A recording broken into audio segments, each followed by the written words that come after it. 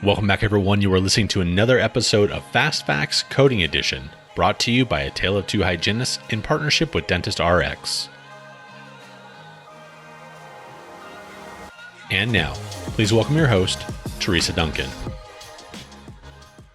Hello, and welcome to this edition of Your Coding Fast Facts. My name is Teresa Duncan with Odyssey Management.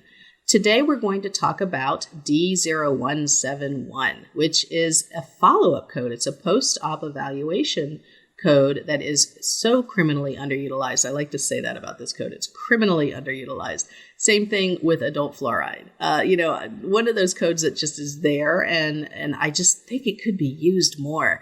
When I run evaluations of practices and take a look at their procedure service mix, 171 often isn't even on the list of top 20 or 30 codes. And I want to see if there's room in your practice to include it in your workflow. So first of all, this is, of course, an evaluation. And what that means is it's going to be subject to the 2 per calendar year or the 1 every 6 month limitation. Most plans have limitations on evaluations, and those are the 2 most common ones. Now, the most practical example of using 171 is after scaling and replaning or after any kind of osseous surgery. Many people are using the D0180, the periodontal. It's basically the periodontal evaluation. It's more of a periodontal comprehensive evaluation. They're using 180, but 180 is a very heavy code, meaning that you have to do a complete comprehensive evaluation, and then you have signs, symptoms of periodontal disease, and you're educating on that, and you're doing assessments for periodontal disease. So if you're doing a complete head and neck exam, you're doing a screening for oral cancer, you're calling out existing conditions, that's a periodontal evaluation. I don't think you're doing that post scaling and replaning. I'm guessing that you're really doing a 171, which is an evaluation post-op. So after a procedure, post-op. Another example of this is, should you need to see a patient after a really crazy extraction, you're worried about that site, you want to double check it. That appointment coming back in is not a look-see appointment. It's not a D0140, which is your limited evaluation. That actually is a proper D0171.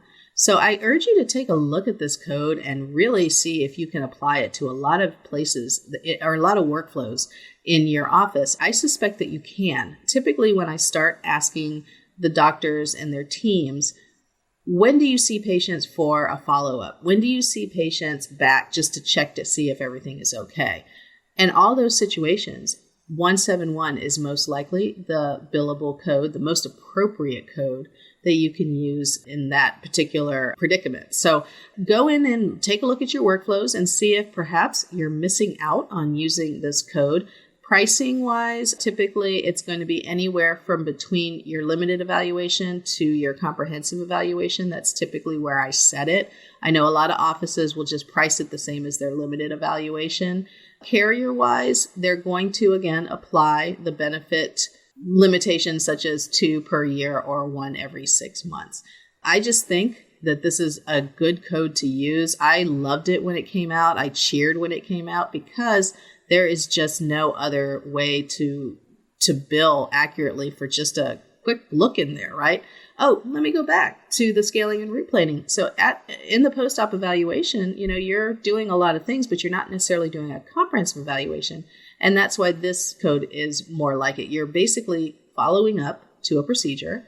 You're going to come up with, along with your doctor, come up with a plan of attack for patient treatment based on that procedure. Okay, so that's really why that code is a more accurate and more appropriate code.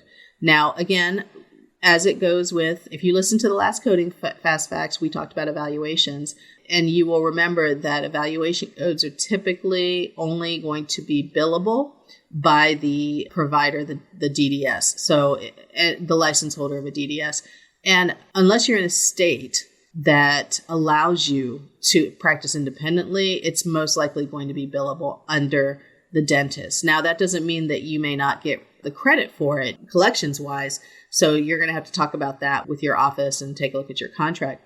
But I'm going to ask you to go back to your office, take a look at 171 and see if you can fit it into your workflows. I think it's going to be a very handy code. I hear from people all the time that once they start using it, they identify all sorts of other scenarios that they should have been using it in, and they're excited to have it. So I hope that that is the case with you. Until the next edition of Coding Fast Facts, I want to thank you very much for listening to me. You can find me at www.odysseymanagement.com. It's odysseymgmt.com. It's abbreviated.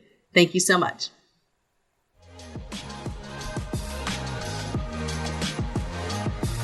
Thank you for listening to another episode of Fast Facts Coding Edition, brought to you in part by Dentist RX, makers of the IntelliSonic line of power brushes. Find out more by visiting their website at dentistrx.com. We'll see you next week for another Fast Fact.